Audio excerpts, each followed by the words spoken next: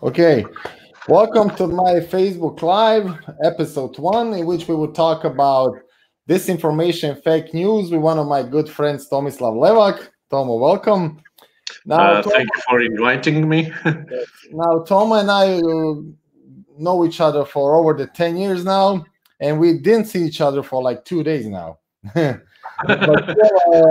I did put in my video trailer, I put the description about him, but let me just introduce you, Tomo, for a little bit more. So he is a teaching assistant of the Department of Culture, Media, and Management of the Academy of Arts and Culture in Osijek, PhD student of Communication Studies. A little bit about Tomo as well and some of his areas of interest. There are communication studies, new media, media literacy, public speaking, and of course, disinformation and fake news. Tomo is also a former longtime journalist and editor of several media in Croatia and PR in many projects and events.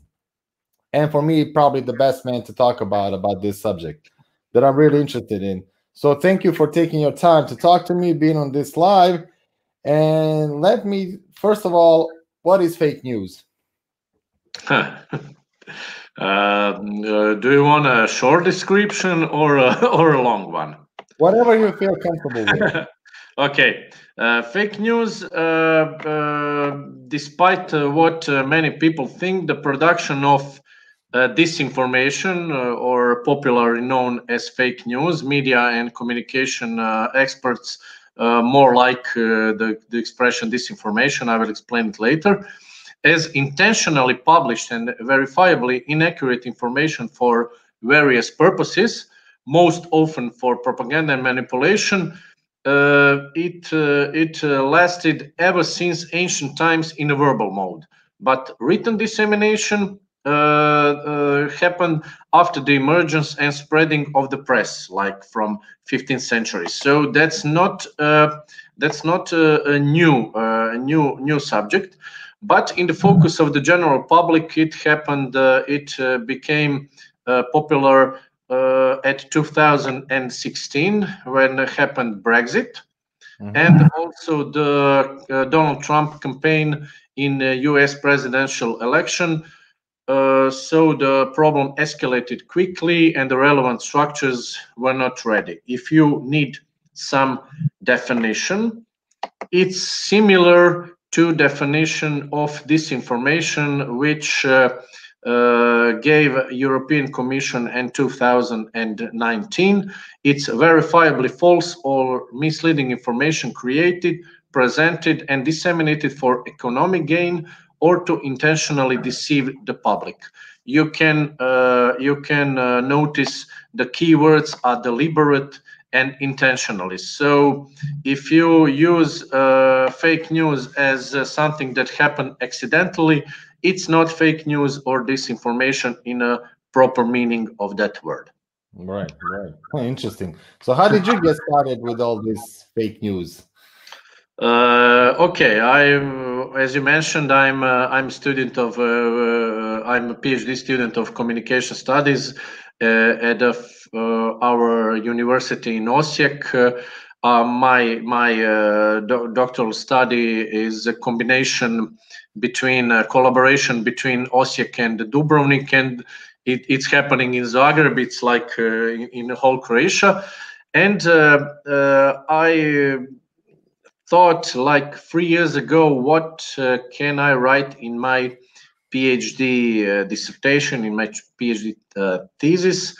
And I spoke with my mentor, Professor Pero Maldini from Dubrovnik, and we thought, what can I write about? And I said, because that was the beginning of talking about fake news, I said to him that I would like to write about it, and we agreed that it can be interesting subject.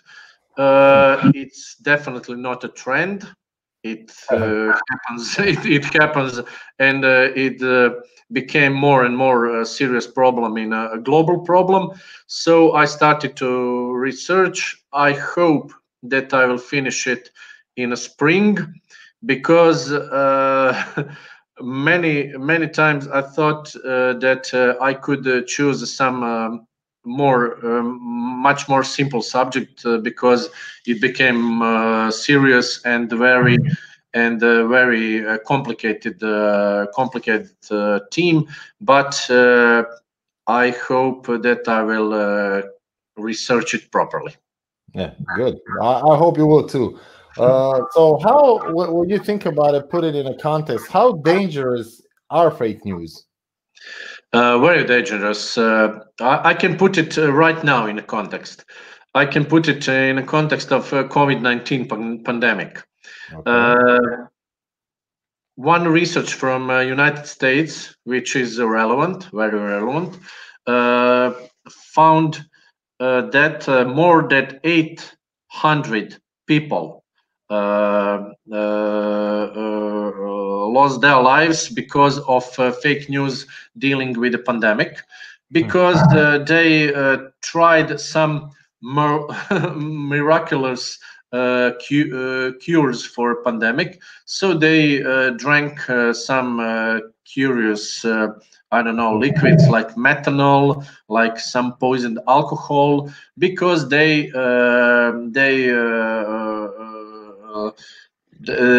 had information that it will cure them or protect them from the pandemic. That's one of the examples, but I can now choose many examples. It is dangerous because it's 4 areas that it's more often used are health, are politics, are security issues, and also economics. All 4 areas are very serious. I believe that. So, is there a way to protect yourself from fake news? Like, I've been seeing that Facebook has been called upon that they are, not dealing with fake news. They are not dealing with racism or hate speech on their platform. And now everybody's like, yo, you need to cut down on the fake news. You need to cut down on the hate speech. I really don't know how that is possibly when coming from IT standpoint. Like, there's no algorithm that can just be, this is fake news. Even though a lot of as I seen on this Biden and Trump campaign, a lot of it has been censored.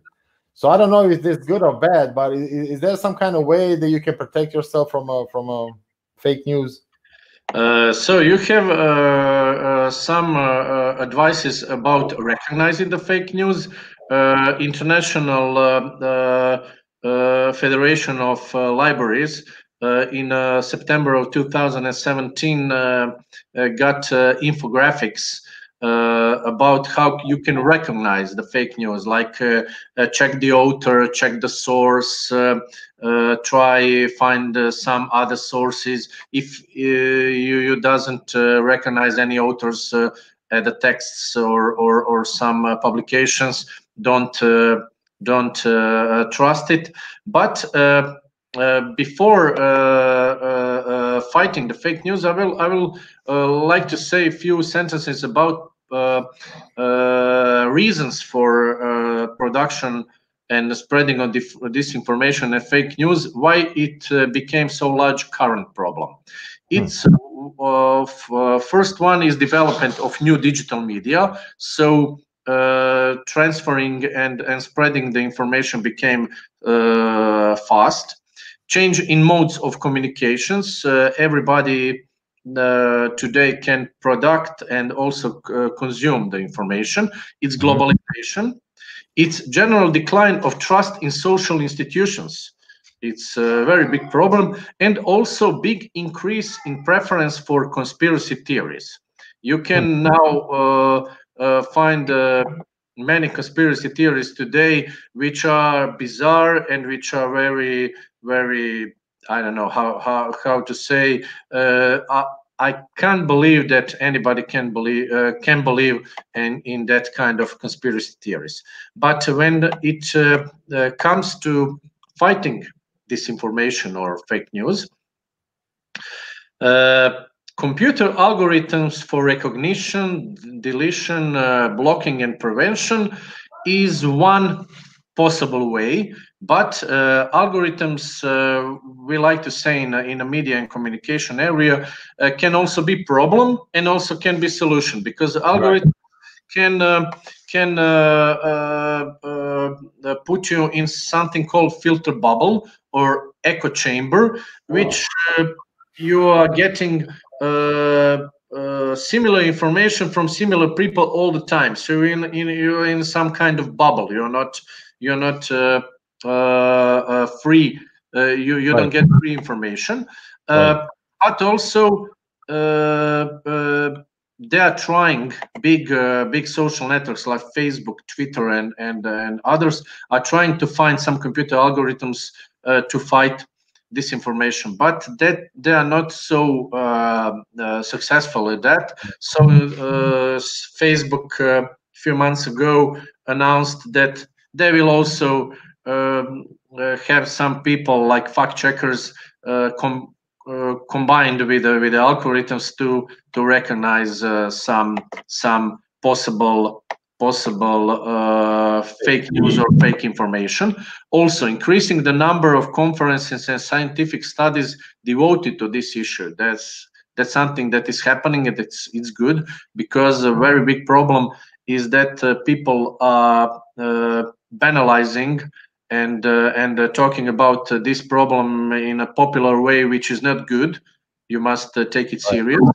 Creating new media and the legal regulatory frameworks, it's one possible way, but you must, because it's very weak now, but you must be careful not to not to touch freedom of the speech and freedom of the expression. Creating guidelines to prevent this problem, increasing level of media literacy and critical thinking for media and communication experts. That is the only long-term way that you can fight fake news. Also, the return to traditional ethical and professional values in journalism. I don't know if it can happen, but it would be nice that it could. And also, if you can do that, journalists and editors in media can be gatekeepers. Once again, I'm also not sure that you can do it again. But for me, most important thing in fighting this disinformation and fake news is the citizens be aware of that they are happening, and not to spread every information they find at the internet or at the social network, because fake news are targeting, and they are trying to get our emotions, bad or good. And if they got our emotions, we will spread it, we will comment it, we will spread it through our social network, and we will spread it globally. Right. Well, with that being said, they trigger our emotion. The other day, I watched a video, and it was some guy hitting a dog, and then like throwing rocks at him, and the dog escaped. And then the video said brutal way of kicking the dog or something like that. And then when I saw it, and I said, man, this guy is crazy. This guy should be locked up. You know, he doesn't belong among people. And then 2 days after that, it says, you know, it's a fake video because the dog actually bite the girl's face or something, his daughter's face. And then the next 10 seconds, with those 10 seconds, when he hit the dog and throw oxygen, so he escaped. But it's really, to me, that power of social media and fake news, it really gets you going. I was really, really upset about that man. I'm like, what is he doing? Like, why would he hit dogs so strong and start throwing rocks at him for no reason? Then later on, you see reason. I also your natural reaction could be that you will spread it and you will write down something like "what an idiot" or "how can he do it." And you will spread it through your, I don't know how many friends you have, for example, at the Facebook. You can also do it with every other information, and I can't explain to many of my friends and many of my acquaintances that if you spread something, if you share something, that you are doing harm if that information is not true. You must check it before. So people need to do their own research, is what you're trying to say. But this we don't have time today, unfortunately. We are overloaded with the information. But if you can, please check it and please do the research before you share something. They say that a man gets hit by 30,000 informations in a day. 30,000 informations in a day. Now imagine how many of those are fake. In a way, yeah, 30,000. They say that we get more information in our one day than ancient man or middle age man like I don't know 500 years ago got in his or her whole life. It's not so unbelievable if you think that their lives were much shorter than ours. Well, you and me won't be alive, still alive, like 500 years ago in our ages. And also, if you think about it, they didn't get mass media or something that we call new digital media today. So we are bombarded with information, and I think that's the truth, that we got more information than that people got in their lives like 500 years ago. Yeah, there was also this one fake news when I saw when all this migrant issue started.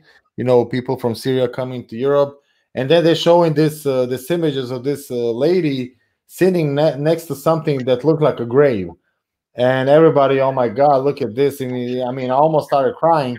And then the other day, it was just some woman planting seeds in her garden, but somebody took the image and said, hundreds of children died in the stampede or whatever. So to me, it's really, really dangerous. So what would be some that I mean, we already mentioned some, but what would be some that were actually on a global scale? What would those be? Fake news. Some fake news on a global scale. Yeah. So we have. Let's say that's something that was big news, and then later on it turns out to be, fake. We have few examples. One of examples are any information dealing with pandemic COVID-19, any fake information, which is very serious. Also, we had some. You mentioned migrant crisis. It's also the source of many fake news that happened. But one of the most interesting for me was it's not so serious, but it was like what example what can happen. It was like that arguments and discussion about where Barack Obama is born. Yeah. It was like in the first presidential campaign when he competed for president of United States, because as you know, I think you know, that president of United States must be born at the territory of the United States, and he's born at I think Honolulu at Hawaii. But the fake news, and it was deliberate, it was intentional, because his political opponents spread the information that he was born as his father. His father has some predecessors in Kenya. And they said that he was also born at Kenya, so he can't be president of the United States, but he got his birth certificate.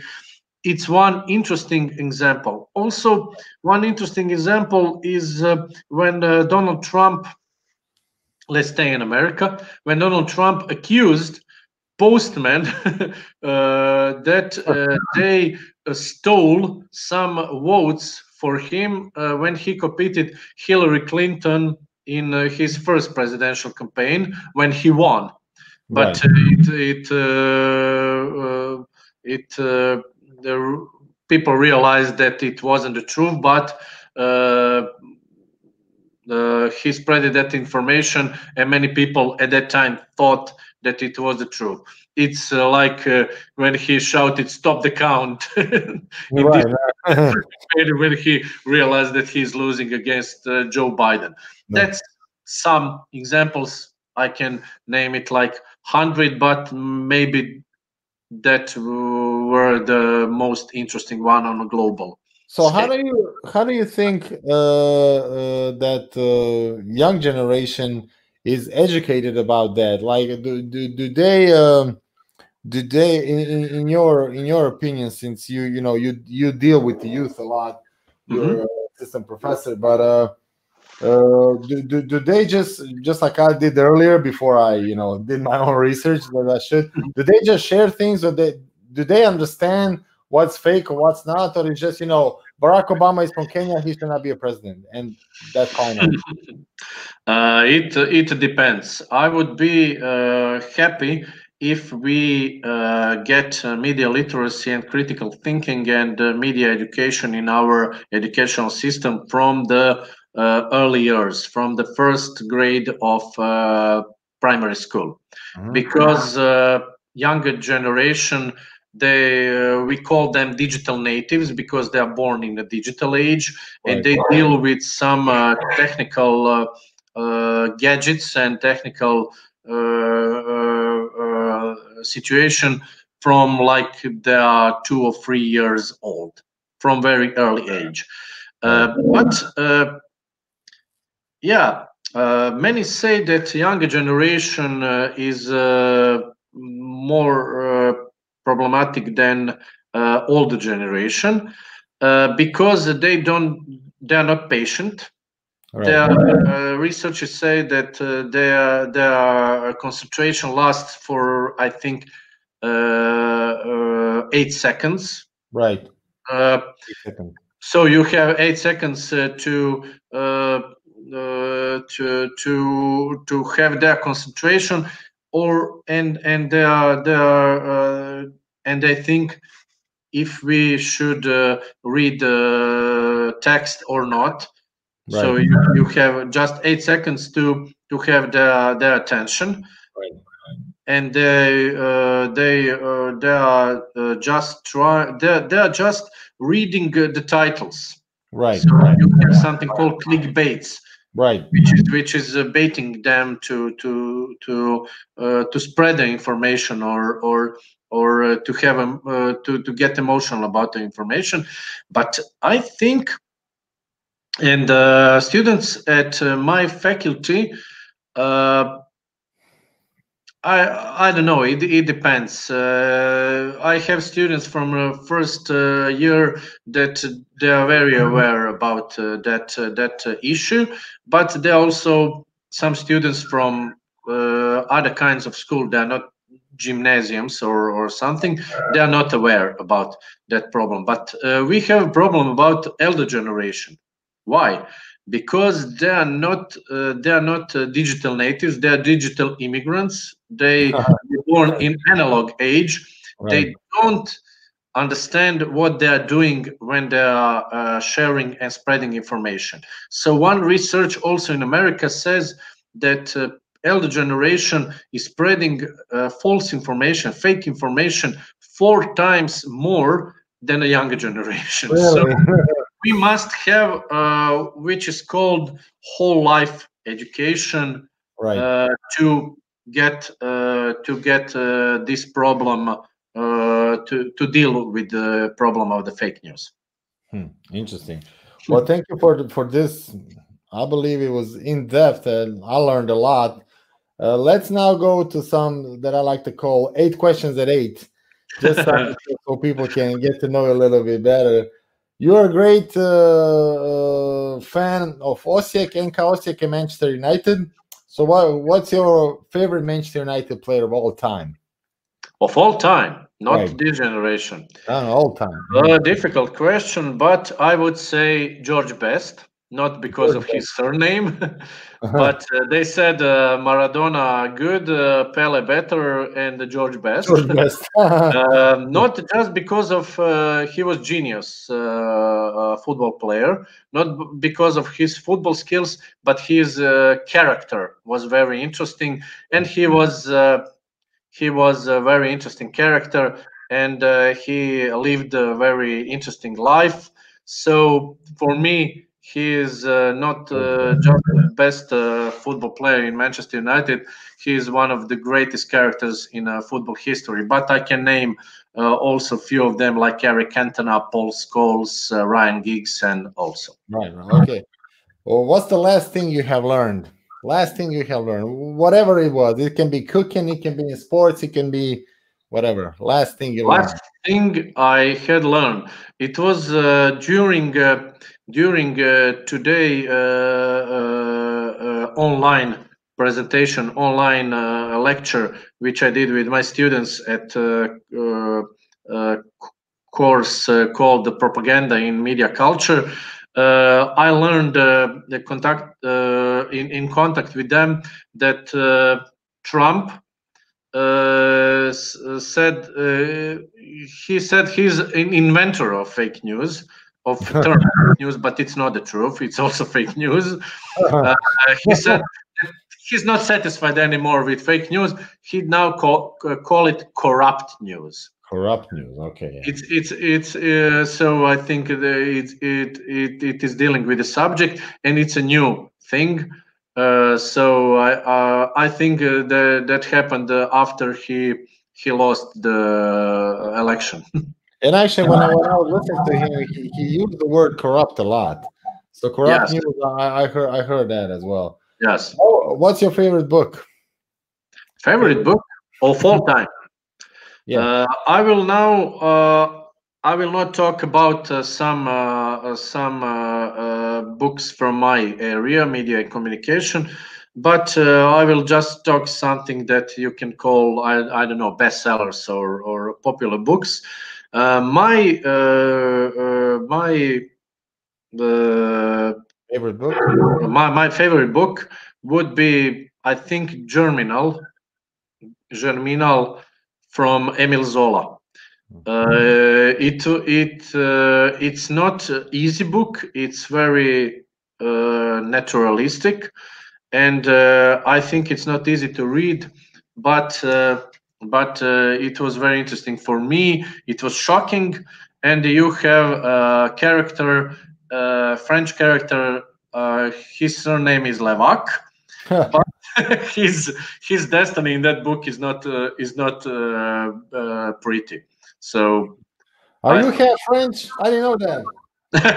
no. Now you're telling me after 10 years, you're telling me you're half French. Levak. Levak. My surname is its origins are from Croatia, from a region called Lika, and it means what you can imagine, left-hander. Your middle name is Champagne. Champagne, yes. So listen to this one. What is the worst advice you heard? Worst advice?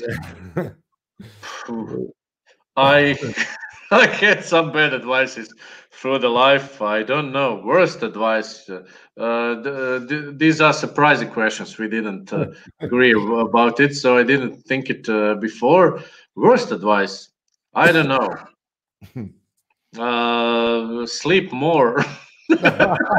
I'm not sleeping. I'm sleeping very little, and I'm thinking that sleeping. Okay, you rest. You must rest. But for me, sleeping is the time that I can't enjoy in a life when you are conscious. So sleep more is bad advice for me. me. So, is there some kind of your favorite life quote, something that you read somewhere, or do you have your own, like a motto or something, like a quote? Life quote. Yeah, I'm something. not fond of the live quotes, but I can repeat what I said to you in the introduction to this conversation, to this podcast. It's like it's a quote attributed to American writer Mark Twain, but it's not. Sure. I'm not sure that he said it. It says that a lie goes halfway around the world, and during that, truth is just getting its boots on. It's like I think that it's clear, but I can explain it in a few sentences. That's something that I said before. Lie is spreading more often and more comparing to the truth. Faster. That's true. Who had the biggest influence on you? In my life, Right. uh, definitely parents. It's Mhm. not something that I'm talking about, because they are very good people, and they taught me a lot. They taught me to be modest, to be I hope Real, what. real and not fake. Yes, they told me to be truthful and so many things. But also, I can say that my mother had the influence on me, because when I fell the year at my first faculty of law, which was a very big mistake, to study law, I appreciate people that they are lawyers and they're judges and they're dealing with the law, but it wasn't my cup of tea. What can Okay. I say? But when I fell the year, when I repeated the year, I tried to be a journalist, and my mother is a journalist. It's like an influence from her, but I also had some ability, had some talent for writing. So that Yeah. was like my natural choice, and that was something that the reason that I had my high school diploma later than it's usual. Okay. So you did a lot of interviews for the newspapers. You have your own column. That's how you call a column, Yes, Laganini, and you met a lot of interesting people and had a lot of interviews. Which one was your favorite one? favorite one. I can be very emotional now. One of the favorites was with the great guy that died 2 days ago, Krunoslav Slabinac, Oh, I know. who was the final interview of Laganini. It wasn't intentional, but it happened like that, because I changed the job. I got to the Mhm. faculty, and I quit Laganini interviews. Also, I have some great people that I talk with them. Great interview was with TV host Krunoslav Slabinac is composer and musician. I think Right. that many people from Croatia know that, and he's from Osijek. Great interview, great talking was with Daniela Trbovic, which is TV host. She's Mhm. very sharp. She's very bright. She's very fast, and she's brilliant for interviews, because she doesn't talk much, but she talks on purpose and Right. on the subject. Also, I met some interesting people that are. I can name many of them, but I met some interesting people that they are not from Croatia. One of them was 2005, Brian Adams, when he had concert in Mhm. Osijek, in Sport Hall Zrinjevac, and I had luck that I can meet him before the concert for a short time, but he was very polite, and my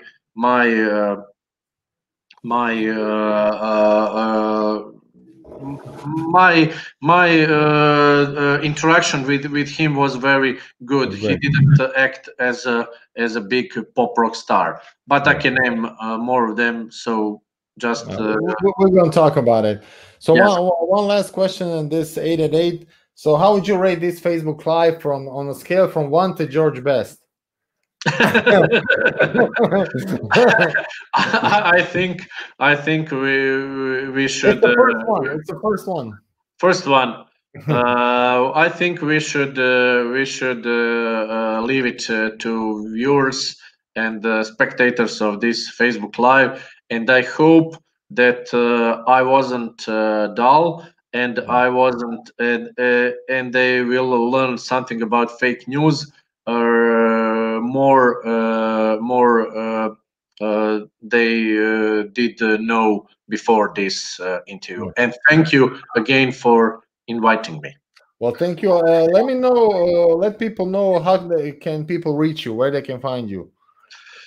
They can find me if you are considering information about me and my work. They can find me at the website of Academy of Arts and Culture. I'm teaching assistant at Department of Culture, Media and Management. They can find me. We have English and Croatian website. I think it's www.aukos.hr, and also they can find, if they want to find more about fake news, I have live presentation which is at a website called mediskapismenost.hr. I have a presentation called Disinformation and Fake News as Political Weapon. Nice. So I think it's an interesting one.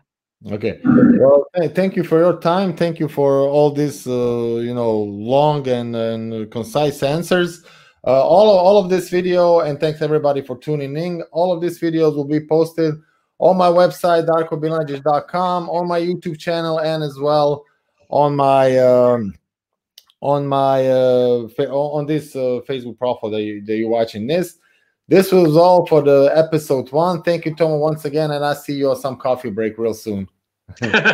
Thank you again. And when you become famous with this podcast, I can say that I was the first one. Okay. Have a good one. Take care. Bye. Bye. Thank you. Bye.